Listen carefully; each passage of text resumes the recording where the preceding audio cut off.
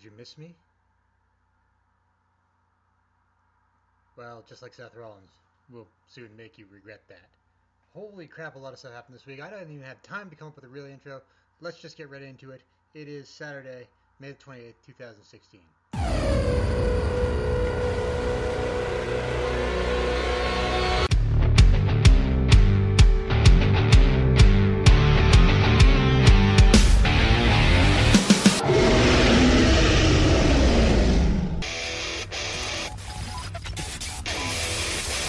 This is not a test. This is the Wrestling News Experience.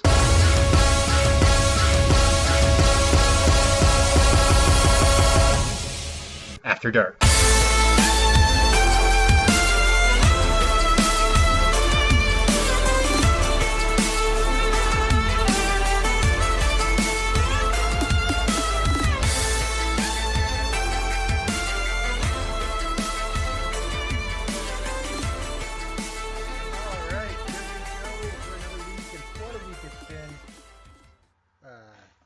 Good evening, I am Stephen Randle. This is the Wrestling News Experience After Dark. If you happen to be listening live, of course, thank you for listening live.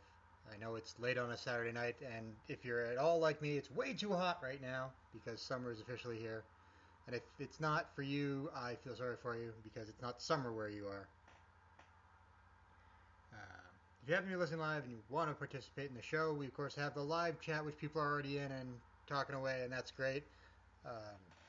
You can also follow TWNE After Dark on the Facebook group.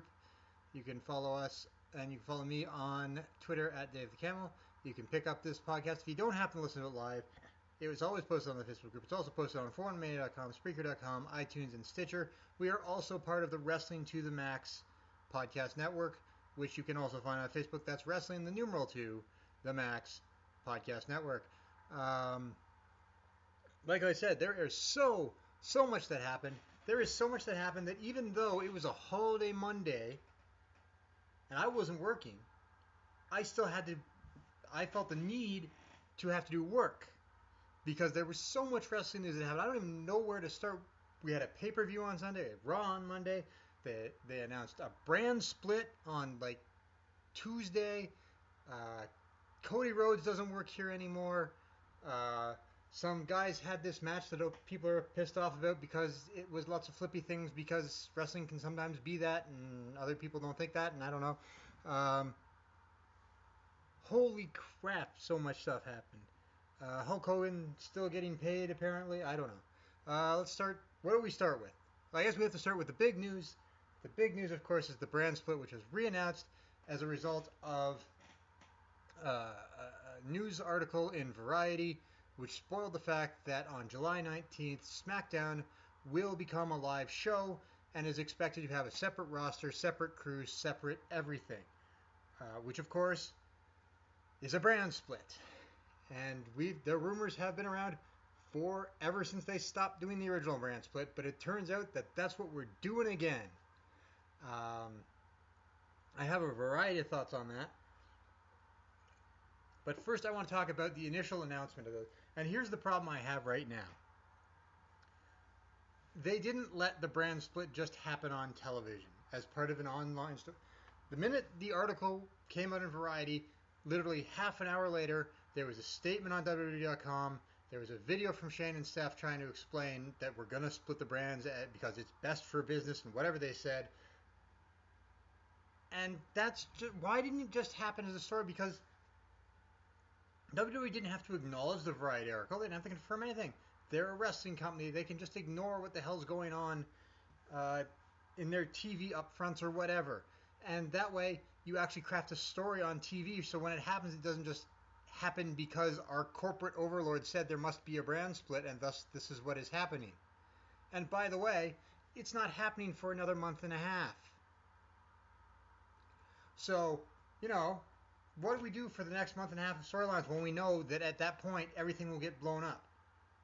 And similarly, the next pay-per-view, Money in the Bank, is in June, but then the next pay-per-view, the one like Battleground in July, happens the week after the brand split, after the show goes live. So it's not like So when do we do the big cliffhanger ending? And like, do they do a big cliffhanger where suddenly we have two guys with claims to be champions who end up on separate brands? Do we do a storyline where Shane and Steph just can't get along? And all of that stuff will feel incredibly hokey because we already know the brand split's going to happen. Because not only are there rumors out there, but WWE came out and said, yeah, they were going to do brand split. Why couldn't they? You know, you don't have to acknowledge the Variety article. Just let it play out on television. You can You can announce that SmackDown's going live. You don't have to announce the rest of the stuff. And you know, you still advertise the live SmackDown. And yeah, now we just sit here and we're waiting for dregs of rumors to find out what the hell the plan is this time. And for those of you who have forgotten the original brand split, which is possible, it happened all the way back in 2002, it was not well handled. It was actually an emergency plan based on the fact that WCW Invasion fucked up horribly. And then they thought, well, why don't we just split the shows into brands? And then we did kind of a half-assed draft show. And then we had people jump back and forth anyway. And then we traded Triple H to SmackDown and traded him back because he didn't want to work Tuesdays. And SmackDown was still a tape show anyway. But there were times when the brand extension worked, and that's the point. But the point is, it was so poorly planned the first time that I'm surprised it lasted as long as it did. Hell, the original, nobody even remembers probably the original story, which was that Ric Flair and Vince McMahon couldn't get along, and Vince McMahon brought in the NWO, and that didn't work because the NWO all flaked out and Hulk Hogan turned face. But a month later, they had to change that storyline because Austin left, and they decided they just threw up their hands in the air and said, we got to come up with something for tonight's Raw. So Ric Flair lost control of Raw, and Vince McMahon that's when we started with GMs. That's how messed up the first brand extension was. And yeah, it did work. We had a short period where Paul Heyman was running it and the SmackDown 6 were running around, and it was great. But most of the time, and here was my big problem with the whole thing, and maybe we can get away from this because it'll be a live show this time, and it's on the same network, and they'll have to treat it as an equal importance because, by all accounts, John Cena's ending up on one show and Roman Reigns is ending up on the other, and we know that that as long as one of those guys is on a show, they're going to try and make it important. But my problem is that during the entire brand extension, SmackDown was literally the redheaded stepchild. Because it was the taped show, it was already spoiled, and they did their little token things at cross-promotional pay-per-views where they tried to make it seem like, oh yeah, SmackDown actually is the better show, but when it was dual brand pay-per-views, the Raw guys got the main events, the Raw guys got the better matches, SmackDown was the undercard. And when it was something like a bragging rights, where it was SmackDown versus Raw, SmackDown might win, but the Raw matches still end the show. Because hell,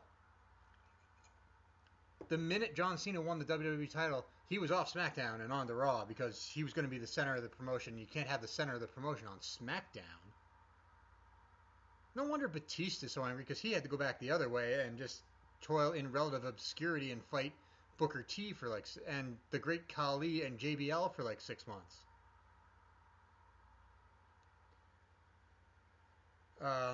That's my only problem is that when it comes down to it, Raw is the one with the history. Raw is the one that's 3 hours long. Raw is the one that built the brand, and in the end, they're going to get all the good stuff. Now, at this point, there are no plans, as far as I know, for single brand pay-per-views, which is fine. Although now that they have the network, they don't have to care how many people are watching them, so they can do as many pay-per-views as they goddamn well please, which worries me a little because we finally got it back down to 12 pay-per-views a year. I think, assuming they don't introduce another Elimination Chamber match or pay-per-view on a whim in the middle of the summer. And the plan is, again, we're all working off rumors here, but the plan is that there will be 2 Raws where the brands are together because that's the Raw after WrestleMania and the Raw after SummerSlam, and that makes sense. And not a whole lot of sense, but whatever. The plans could go either way. We could have 1 world champion, we have 2 world champions, and if we have 2 world champions, you just know the SmackDown world champion will be the lesser one, no matter who holds the belt, because it's SmackDown and not Raw, and we just covered what that problem is. Now, the good news, if there is any, is the head writer on SmackDown, as far as I understand, is the guy who was writing for NXT. And granted, the guy who was writing for NXT had the help of having some of the best wrestlers in the world on his roster. But he wrote a pretty good NXT, as far as we can tell. Raw will be the usual suspects. Now, there are good things with the brand extension. A lot of people in the last brand extension got elevated that wouldn't otherwise. I'm not sure Edge ends up being the Hall of Famer that he is, because I don't think he ever gets that chance to win his first world title if there's no brand extension. I don't know if John Cena gets his chance. There's a lot of guys. Eddie Guerrero, I don't know if he's ever a world champion if there isn't for that. So there is a good thing. The bad things are things like, I don't trust WWE Creative to be able to do this because they can just barely write shows now.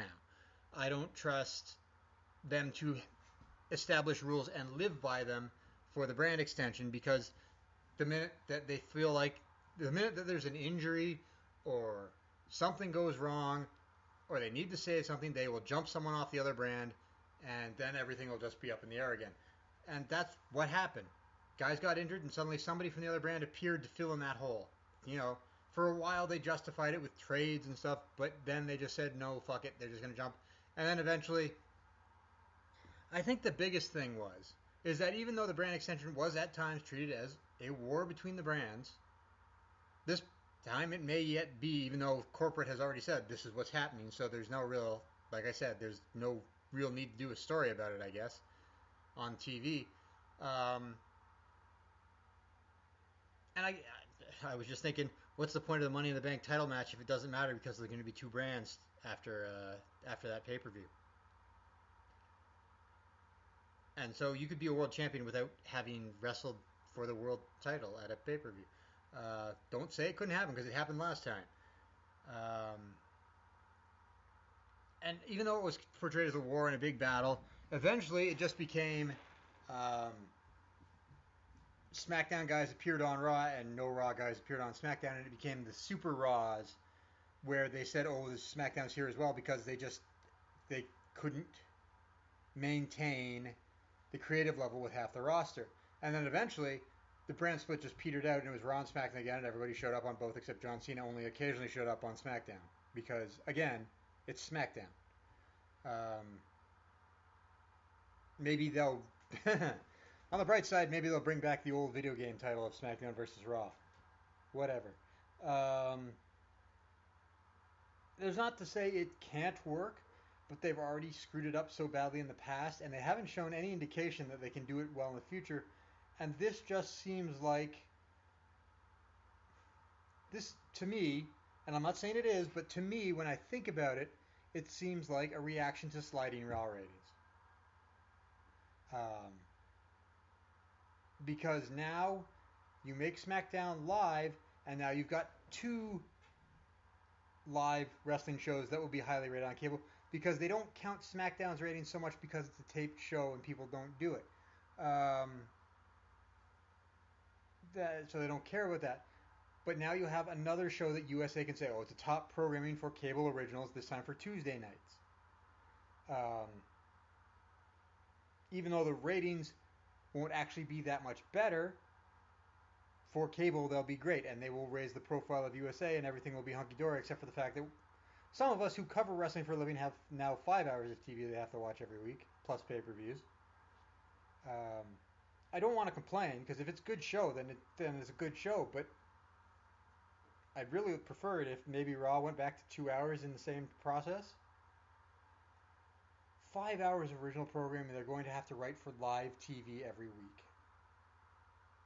And on weeks with a pay-per-view, you're going to watch a pay-per-view on Sunday, 3 hours of Raw on Monday, 2 hours of SmackDown on Tuesday. Is anybody going to... Part of the reason that SmackDown did okay was because it was so separated from Raw. There was a cool-down period. You weren't watching blocks of wrestling in a row. There are other things... Even wrestling fans watch other things on TV other nights of the week. And they may get away with it for a bit for the summer because there's nothing else really on. But you sit there and go, this is one of those something's got to give points. And it was a worry for the first brand extension, was that you're fragmenting your audience, because there are going to be people who are only going to watch Raw and who are only going to watch SmackDown because that's all they have time for. And one of them is a 2-hour show, by the way. So if I had to guess one that people might pay more attention to, It's the one that doesn't take as much time to watch. Now, is this all a thing? Is this all a preparation for the time when USA kicks them off the network and they have to go it on the network itself? Who can say? I know that the USA contract has several years left on it, and I don't think they're going to let them out of it because with wrestling, USA is a top 10 cable network, and without it, it's not. I don't know. I think that anyone talking about how USA is about to kick them off TV doesn't know what they're talking about. But at the same time, like I said, this seems like a reaction to the fact that Raw ratings have gone steadily down. Now they were up for after Extreme Rules, but only slightly, and they'll probably trend back down again. And they always lose viewers in the third hour. I've been tracking the ratings since the start of the year, and it seems like they'll go down.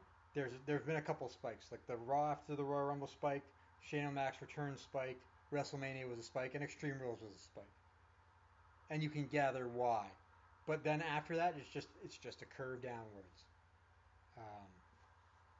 And at a certain point, you got to figure out what you're going to do about that. And this seems like the best idea. I don't think it's a good idea. I don't know. There are arguments for both sides. It could turn out to be great. It could be a total disaster. We'll see how long they stick with it. We'll see what the plans are. We'll see if there are plans. I don't know. Like at this point, so much is so up in the air. I don't even know how to feel anymore. I would like it to work out because more good wrestling, always good. But I lived through the last brand split. And I'm not saying they didn't have more talent. They don't have more talent than they did because the talent was really good. But the talent in 2002 wasn't a slouch. And even though they stuck with it, I think you'd find people who would point out that it really didn't work. It's not like ratings suddenly took off because the brand split happened. It's not like, I mean, they created new stars, but were any of them any bigger than the stars that we had before that? I don't think so. Except John Cena, and he's like a once in a lifetime case. Will this help Roman Reigns? I guess it depends what brand he ends up on. I don't know. There's just so much we don't know right now that at this point we're just doing baseless speculation, and that's fun too. But there's so many pitfalls that you have to sit there and go. You have to refer to the past and say, well, they did it really weird last time, and they never seemed to know what they were doing. And what makes me think that they'll do it this time? I'd like to believe they learn from their mistakes, but I also have a history of wrestling that shows that they don't. But we can be optimistic. I think SmackDown going live will help in some ways because now you can't just read the spoilers and miss SmackDown. It will also help Mauro Ranallo get on pay-per-views, which can only be a good thing. And maybe we do one of those broadcaster switches and put Ranallo on Raw so that we get to listen to him longer. Maybe. I don't know. We're kind of in a wait and see sort of thing, but it's okay to be optimistic about it because if you weren't, this would seem like a giant disaster, right? Now, that was the big news.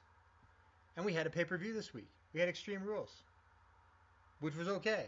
It was 90% rematches from Payback, just had weapons involved. I didn't hate the Asylum match as much as other people did, but at the same point, yeah, it was really, really long for no reason. When there were other matches on that card that could have used that time a lot better.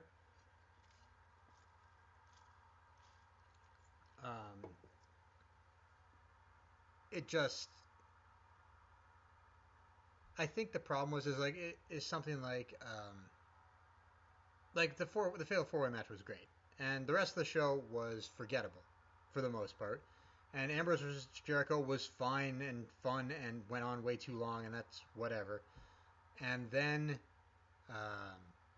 we had the women's match, which was ridiculous, but we were pretty much used to that at this point.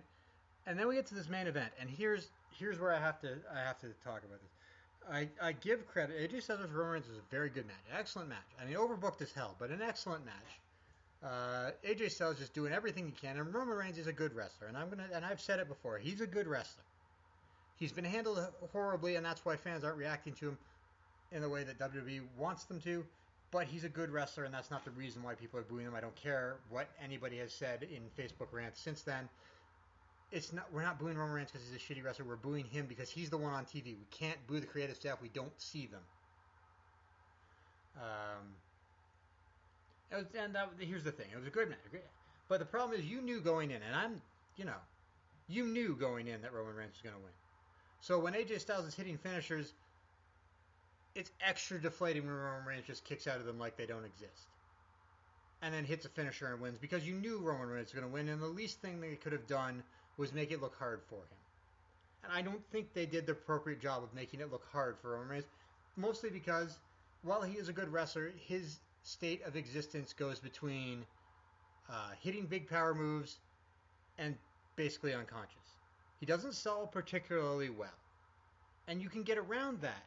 But he literally would go from taking big move and on the mat to popping up and hitting big move. And I'm saying part of that is not his fault. I'm sure they've booked him to do that. I'm sure they've told him don't sell. I'm sure he'd love to, actually sell and be respected as a wrestler. But when he does things like take a Styles Clash on a chair, take him 30-second long beat down from a chair, and then just pops up and hit a spear, it's extra deflating because we already knew he was going to win, and the least he could have done was make it look like AJ was a challenge. But when he pops up, like AJ didn't just hit him 15 times with a chair, all it does is say AJ is a chump and Roman Reigns is the best. And then to have AJ Styles come out the next night on Raw, and I don't know why they're doing this.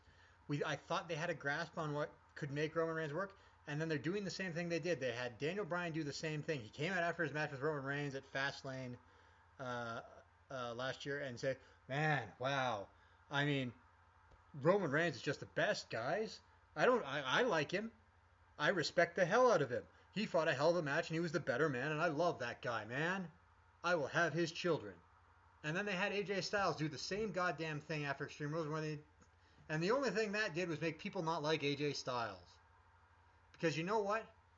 They're not going to like Roman Reigns, and no matter how much you have JBL yell about how the audience is having fun and Roman Reigns is getting a reaction and that just makes him a megastar, no, it doesn't. Because if it was a reaction, the ratings would be going higher. It's people just booing because that's what you do to Roman Reigns because he's, most of all because he's shown he has really thin skin about it, if you hadn't noticed. And because it's people actively disagreeing with the product. They have nothing against Roman Reigns, and if they booked him correctly, it's been shown people would accept him. But they keep fucking it up and doing things that are so transparent in the, hey, Roman's great. Why don't you love Roman? Are you a communist? Are you Hitler? Only Hitler would hate Roman Reigns. He's the guy. And to the point that, listen, Seth Rollins, great heel. But you had this opportunity to make him into this massively hot babyface that everybody wanted to be when he came back. And that's fine. It doesn't work in his character motivations. And he's a great heel. But it tells you when Seth Rollins comes back and gets the ovation that Seth Rollins got when he returned at Extreme Rules, and the next night they say, nope, he's a heel because Roman Reigns has to be the guy, and even though Roman Reigns says he's not the good guy, we're making him the good guy. You gave up an opportunity to make a feud that might actually have interested people in exchange for the fact that Roman Reigns must be the good guy. Roman Reigns doesn't have to be the good guy. He doesn't have to be the bad guy. This is literally the speech that he makes.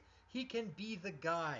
Without you force-feeding, without you manipulating everybody else around him to keep him the way you want him to. And it gets back to, again, the thing where they aren't doing what they normally do. When something doesn't work, they've normally evolved it or changed it, especially if it's somebody that they want to be a big deal. But with Roman Reigns, they have literally put their head down and said, we're going this way. And we're not going to stop until fan reactions change or we run out of money. And God help us, we hope it's the first one. Um, it just baffles me because I'm not saying they have to do a heel turn, but to have Seth Rollins coming back against Roman Reigns for the title that he never lost, and Roman Reigns being the arrogant champion who said, "Yeah, I was going to beat you anyway," would be a good feud. And this one was slimy heel Seth Rollins versus not very virtuous babyface Roman Reigns is something we've seen before.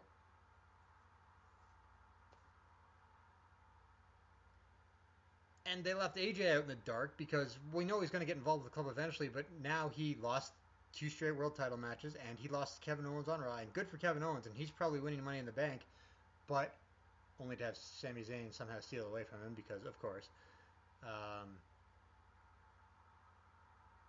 But you sit there and you watch it, and it's like, this is the opposite way you should not have people.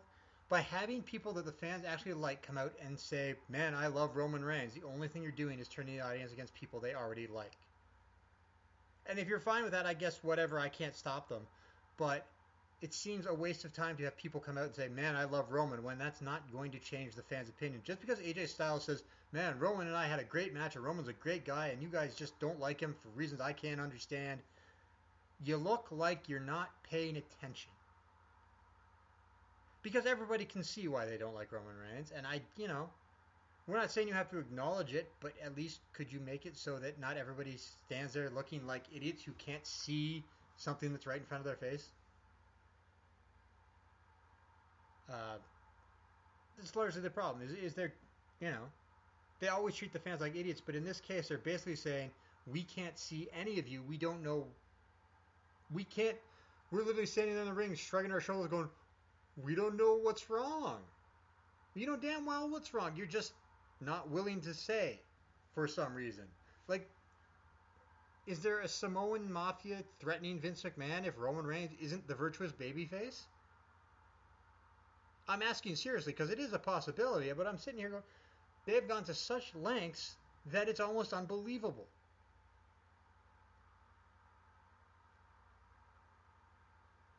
So I don't know what the hell the plan is, because the fans aren't going to suddenly turn on a dime and start loving Roman Reigns, other than the women who think he's hot and who are trying to shout down the rest of the audience.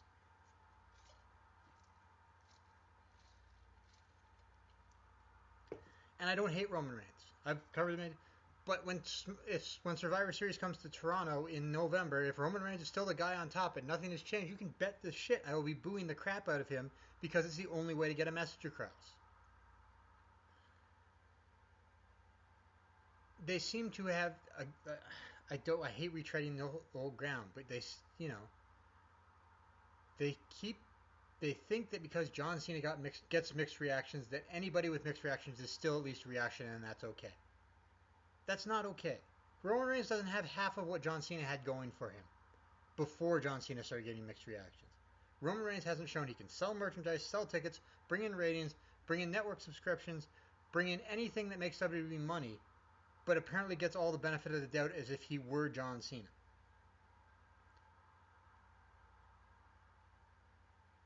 And that's just where we're sitting at this point. Like I said, we're in limbo until July 19th. Or I guess the week before that when the draft happens. We don't know what the future holds, but we can bet that it's all going to get blown up on the draft anyway, so why should we be invested for the next month and a half? I mean, from what I saw on Raw, the Money in the Bank ladder match will be okay. And Rollins versus Reigns will be a good match, but Reigns will win.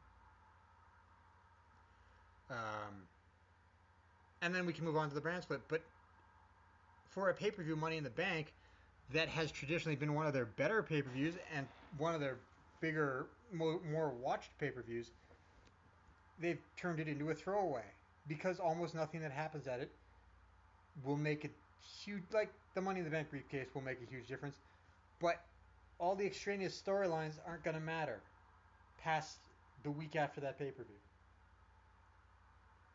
Because everything will get reset and we'll have all new feuds and everyone on the roster will be on different brands.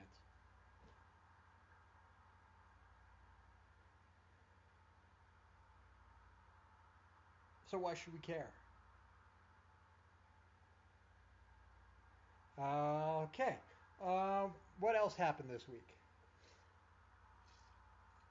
Um, well, Cody Rhodes made big news when he asked for and received his release. His wife, Eden Styles, was also released alongside him. And they seem pretty pissed off at WWE, specifically the creative team, which apparently shot down like dozens of ideas from them. Some which involved Stardust, some which didn't. And you sit there and you go, someone like Cody Rhodes, who's a hell of a talker and a hell of a wrestler and has the Rhodes gene going for him, and WWE Creative can't think of something for him to do other than be Stardust and occasionally appear on television and lose. You wonder why we're worried about a brand split. Um, it just baffles me that someone like Cody Rhodes isn't a big star. He made the Stardust thing work. He made the Stardust work so well that he got an honest to God TV and movie star to come on the show so he could wrestle Stardust.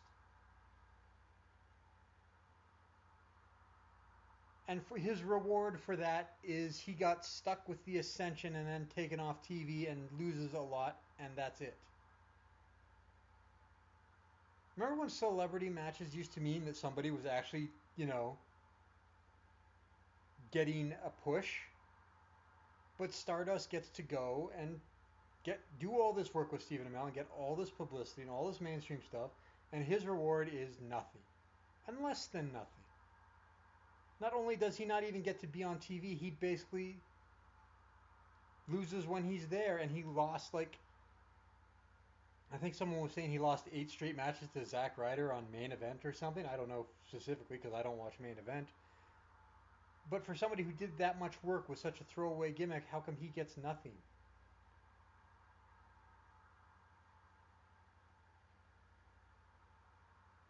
It's one of those guys you sit there and go, if they can't make him work, how are they expected to make anyone work? So hopefully there'll be good things in the future of Cody Rhodes. I hope he turns into a big star in the Indies and they have to come back, have to bring him back and pay him a whole shit ton of money because now he's a big star and they need him. And it seems odd that we just had spring cleaning for WWE and now they're going to split the brands in half and probably pillage NXT and then maybe make that show unwatchable for a little bit. I mean, it's easy to see the people who are going to come up from NXT because they're going to need to fill 2 rosters. They're going to lose probably Joe, Baylor, Bailey, American Alpha, and at least a couple other, and Shinsuke Nakamura. They will probably all be gone because you got to fill rosters.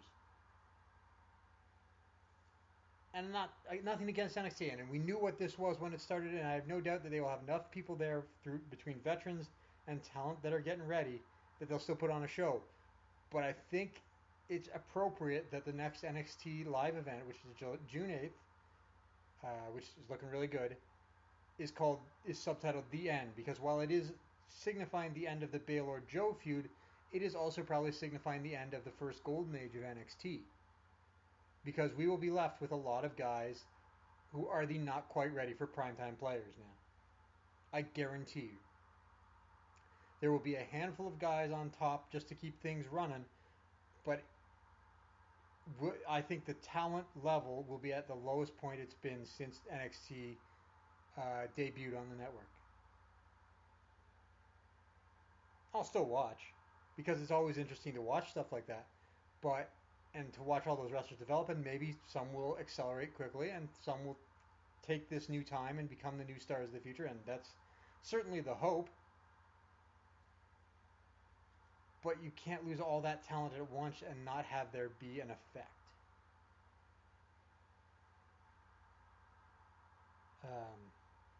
But in the meantime, we'll get Baylor and Joe in a cage. We'll get Asuka and Nia Jax. We'll get what are the other matches? Alpha and the Revival, and possibly Gargano and Ciampa being added to that. And we're getting Shinsuke Nakamura versus Austin Aries, which is something that nobody ever would have dreamed would happen on WWE television. Plus, No Way Jose is pretty interesting. I do enjoy some No Way Jose.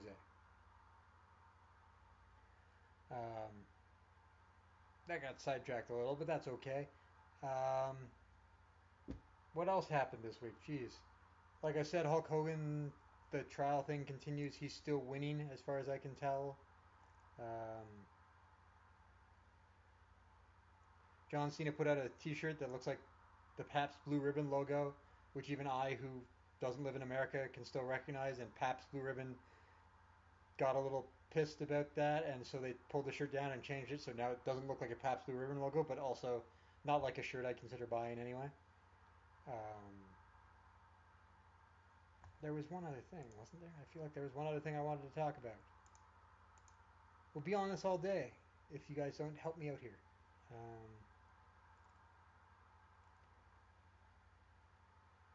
Was there one thing? Maybe there wasn't. Maybe that was it. I thought there was something that popped up at the end. I'm really just double checking here.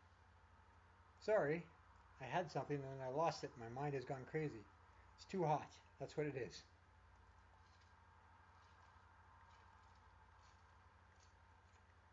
Sorry about the drinking noises because, like I said, it's hot.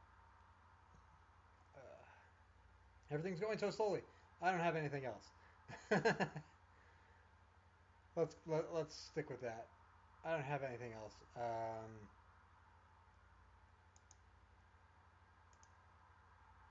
I did see the parts of this Will Ospreay match that everyone's complaining about, and it was fine. I'm not against all the flippy crap. It's just something that won't work in WWE, and if they're fine with that, then good for them. It looked cool.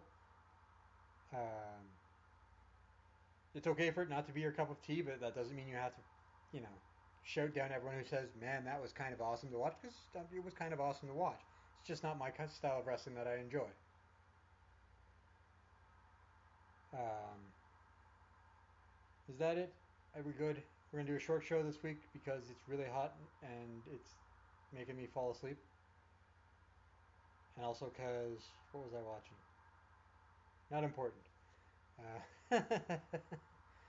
I wish I was playing Overwatch, but I can't afford it, and also I don't think I have time to play it, and I don't have anyone to play with, so I would get beaten a lot. Um, I finished Uncharted 4. That's a great game, and if you have a PlayStation 4, I highly recommend it, and you knew that anyway. Other than that, have we got anything else? No, I think we're good. Um, no, okay. As always, if you want to follow more about Teen After Dark, you can follow us on Facebook. You can follow me on Twitter, Dave the Camel. You can read the stuff from my day job. I work at Goliath.com. It is a men's entertainment website. I am the senior wrestling editor in large part because there is only one wrestling editor and it's me.